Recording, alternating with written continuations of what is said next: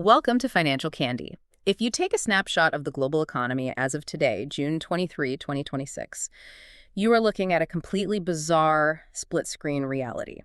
On one side of that screen, you have everyday people who are ruthlessly budgeting their grocery trips, hunting down bulk deals, and, tracking every single penny just to absorb the rising cost of living. The squeeze on household budgets is arguably the most visible economic story of the decade. We are seeing consumer price sensitivity at levels that rival major historic recessions. But then look at the other half of that exact same split screen. Those very same budget-conscious people are happily swiping their cards for a near $7 iced coffee or a premium bag of imported Swedish candy without even blinking. And above them, mega corporations and billionaires are casually moving trillions of dollars to build massive private power grids in the Texas desert. Or they're trying to figure out how to literally mine the moon. To understand this contradiction, we have to follow the money.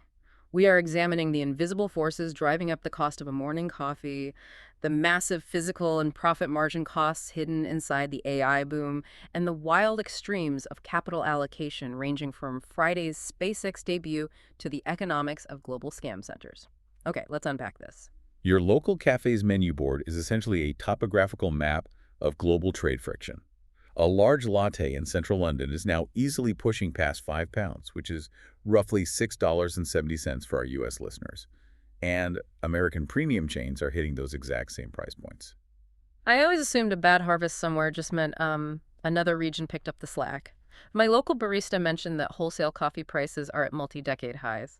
How does a weather event across the world instantly add $1 to my morning routine? Well, it's because the disruption is happening in both major hubs simultaneously. Vietnam essentially runs the global Robusta market, and they recently suffered their most severe drought in decades, devastating yields. Which obviously impacts the beans that deliver the actual caffeine punch. Precisely. Meanwhile, in Brazil, which dominates the more complex Arabica beans, farmers are still grappling with the multi-year biological damage from severe frosts. Coffee plants take years to recover, so the raw material cost is skyrocketing. But the friction doesn't stop at the farm. Moving those beans across the ocean is now wildly more expensive too. That brings in the geopolitical layer, like the ongoing threat from Houthi militants in the Red Sea. Cargo vessels carrying those Vietnamese beans to European markets are actively abandoning the Suez Canal. They are looping all the way around the southern tip of Africa instead. That diversion adds roughly 4,000 miles to the transit route, burning massive amounts of extra fuel and locking up shipping containers for weeks longer than scheduled. And then we are seeing entirely new bureaucratic mechanisms layered onto the supply chain. The European Union is enforcing strict new anti-deforestation rules rolling out through 2026 and 2027. To legally sell coffee in Europe, suppliers in Brazil and Vietnam must now submit exact GPS coordinates of their harvest plots. It requires an entirely new layer of compliance tracking. The regulatory software cross-references the GPS coordinates of the coffee plantation against historical orbital photos to ensure that specific plot of land was not an active forest within the past 5 years. Wait, EU officials are using satellite imagery to demand farm-level data from across the globe. Every single step of that tracking must add a micro cost that flows directly into the wholesale price of the beans. It absolutely does. But the most fascinating twist in all of this is human psychology. Economists assume that when a basic good becomes prohibitively expensive, demand drops. But coffee demand is heavily inelastic. We refuse to abandon it. Instead, cafes are actively masking these price hikes through a strategy called premiumization. They are decoupling the product from the idea of a simple caffeinated beverage. You can look at chains like Blank Street or Luckin Coffee over in China, which is expanding aggressively into the U.S. market. They don't operate like traditional neighborhood diners. They function much more like data mining tech companies. Luckin actually uses app-driven algorithms to dynamically push specific drink recommendations based on the local weather outside your office. Or consider how independent cafes are aggressively marketing bright emerald matcha lattes. They are visually striking, they photograph beautifully for social media, and they justify a premium price tag because the consumer feels they are purchasing a curated aesthetic experience, not just roasted water. That behavioral quirk, splurging on a highly visible, affordable luxury when macroeconomic conditions feel suffocating, is known historically as the lipstick effect. When sustained inflation crushes consumer sentiment, people realize they cannot afford massive milestones like a new car or a house. So they deploy their capital towards small, daily dopamine hits to maintain a sense of financial autonomy. which currently fueling a massive boom in the candy sector. In New York City, the 89-year-old Economy Candy Store is seeing record foot traffic. And an importer called Bon Bon is rapidly expanding its footprint entirely around premium Swedish candy. The wholesale math for these merchants is brutal. Importing a standard Hershey bar or European chocolate costs significantly more today due to complex tariffs on raw overseas cocoa and those disrupted shipping lanes we just mentioned. Yet, they're selling out. What's fascinating here is how clearly this contradictory behavior is showing up in major retail earnings reports. Hmm. Consumers are undeniably starved for value, but their spending is incredibly surgical. Consider Kohl's. Their stock spiked 20% recently after posting their best comparable sales performance in 4 years. They achieved this not by tricking consumers into buying high-margin luxury clothing, but through ruthless internal expense management and running incredibly lean inventory. They posted a 13-cent loss per share when the market fully expected a 19-cent loss. Best Buy experienced a similar dynamic, with shares jumping 15%. Their internal data revealed that shoppers aren't walking in to buy massive, completely new home theater setups. Instead, they are aggressively purchasing computing and gaming accessories to optimize and upgrade the technology they already own. They are extending the lifespan of their big-ticket items. And then you have the ultimate indicator of consumer psychology, Costco. Their underlying mechanics are brilliant right now. Their U.S. and Canada membership renewals just ticked up to 92.2%. The hidden driver behind that retention is actually their gasoline sales. I need to explain it like I'm 5 moment on this. How does selling unleaded gas translate to a 92% warehouse membership renewal rate? Well, Costco operates its gas stations essentially as a loss leader, or at very near break-even margins. When regional gas prices surge, drivers actively seek out Costco to save a few dollars at the pump. Once the consumer is physically in the parking lot, the psychological friction of going inside the warehouse vanishes. The shopper justifies buying a massive bulk cart of groceries to offset the inflation they are feeling elsewhere. The cheap gas is basically the behavioral funnel that drives the high-margin grocery foot traffic. It is the exact same logic as deciding to aggressively budget by skipping a $50 steak dinner on a Friday, only to justify dropping $15 on artisanal sea salt caramels on a Tuesday afternoon because you feel you earned the treat. But I have a fundamental question about these pricing structures. Let's say the weather normalizes. Brazil has a bumper crop of Arabica next year, and wholesale coffee prices plummet. Will my morning latte actually get cheaper, or are these higher price tags just sticky forever now that cafes know we'll pay them? Retail history suggests those prices are permanently sticky. Once a company successfully pushes a consumer past a psychological price threshold, especially by wrapping it in that premiumization aesthetic we discussed, they almost never lower the retail price when raw materials get cheaper. They simply pocket the difference as expanded profit margin. Moving from the microeconomics of daily consumer goods to the macroeconomics of the technology sector, this constraint has triggered a massive boon for the legacy companies that manufacture this industrial hardware. GE Vernova, which supplies these heavy-duty natural gas turbines, is currently sitting on a $163 billion backlog. They are effectively sold out through 2028. Tech monopolies are literally queuing up to buy power plant engines. But the bleeding isn't just happening on the physical infrastructure side, it is devouring software profit margins. Take Databricks as an example. They just celebrated their annualized revenue jumping 80%, hitting $6.9 billion. From a top-line perspective, that is a spectacular number, but underneath the hood, their profit margins are shrinking. The primary culprit is a structural shift in how software operates, specifically the rise of agentic AI. This represents a massive escalation in compute intensity. Previously, human users typed a single prompt into a chatbot.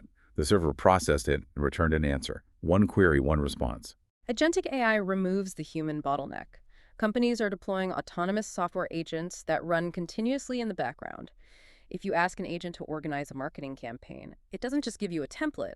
It queries a database, talks to a secondary AI to analyze the data, generates emails, and monitors responses. So instead of one user asking one question, you have a digital assistant spinning up 100 microqueries a minute, endlessly looping conversations with other AI models to complete a task. The sheer volume of server requests multiplies exponentially. Which means the cloud computing costs for companies hosting these tools are skyrocketing. This margin compression is forcing a drastic shift in corporate strategy. For the last year, the industry operated on token maxing. Break down what token maxing actually means in practice. A token is essentially a fragment of a word that an AI processes. Token maxing meant throwing the absolute largest, most expensive, most highly trained frontier models at every single problem, regardless of how trivial it was. It was like hiring a senior aerospace engineer to calculate a restaurant tip. It works perfectly, but the hourly rate bankrupts you. Exactly. Now, companies are aggressively shifting to value maxing. They reserve the massive, expensive models like Anthropic's new Mythos model only for highly complex coding or reasoning tasks. For routine background data sorting, they are pivoting to cheap, open-source models to stop the financial hemorrhaging. That structural shift is already spawning secondary industries. Okta, a major identity security firm, just watched its stock jump 8% based on this exact trend. When a corporation has thousands of autonomous AI agents interacting with each other, they urgently need entirely new identity security plumbing to verify which specific digital agent has the clearance to access sensitive data. By the way, if you love breaking down how the world works, you can find Financial Candy, Brain Candy, and classic audiobooks at clarineratio.com. It's an amazing resource, and staying ahead of the curve is exactly what legacy tech giants are struggling to do right now, because AI isn't just compressing margins, it's threatening the oldest profit engines on the internet. Google is feeling the heat with its core ad margins threatened by AI search. Competitors like DuckDuckGo are seeing install rates jump up to 75% for their no AI search extensions, appealing to users who want raw links without algorithmic summaries. Simultaneously, ChatGPT's direct web traffic continues to rise. The financial stakes of regulating this transition have become so severe that it has spilled into politics.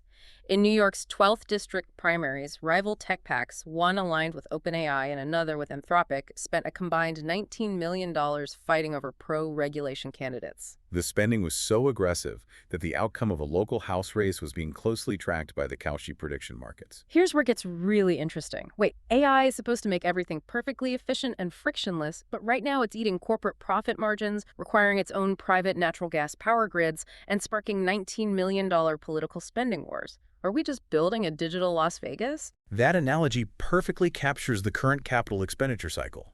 We are laying down the heavy industrial piping for a theoretical future state. When traditional digital markets start hitting the physical limits of power grids and profit margins, capital doesn't just stop. It pushes outward to the absolute speculative frontiers. And there is no frontier more extreme than outer space.